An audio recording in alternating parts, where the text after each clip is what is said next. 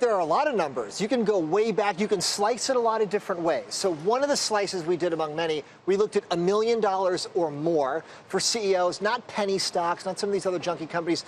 And you look back from 2003, there you see the graphic, about a 6% return in the first 6 months, but most of that return was in the first week. So you had to jump on it fast if you wanted to get that return. So if you look at the situation like JP Morgan and Jamie Dimon, he's made like 20%, but he wasn't the only financial executive. Michael Corbett at Citigroup did the same thing. There are about 16 big CEOs in the last 6 months that have done this. So it's not unique to the two of them.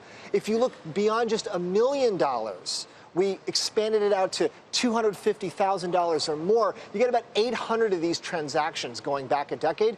See, it's not as much. It's down 1% compared to the $1 million guys or more. So the more they spend, the better it seems to do. And the final data point, if you look at the real big spenders, the guys that bought a lot of stock in companies that they owned at least 5% of, so they were the CEO and they were big owners, there's the data right there.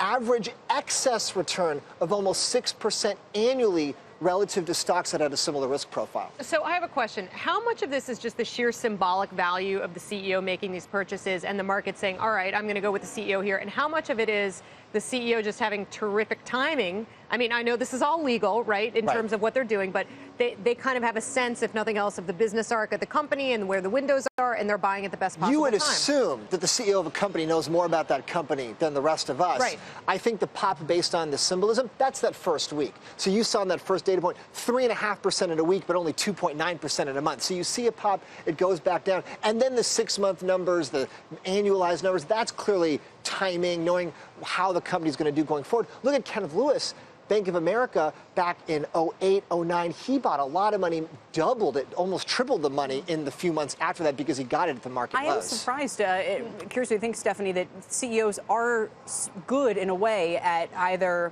knowing when the price is too low. Timing. I know it seems crazy, but because companies themselves don't actually show all the same kinds of trends. Well, that's true. I would say that people buy stocks for one reason. They sell for many different reasons, but they buy for one because they see real value. Their time frame might be much different. Their dollar amount might be much different, but that's what I've always used as a gauge. I don't necessarily worry so much about the sells as I do as getting excited about the buys. Would you agree? Exactly, because generally speaking, when they buy, it's after it has dipped for a while. So like in the United case, like in the JP Morgan case. So they are saying this is a bottom and I want to put in real money, not just compensation income that I was getting paid by the company to do. And by the way, now if they do hit the bottom, we all give them the term for that as well. So a little bit of celebrity power on top of that. Eric, thank you so much.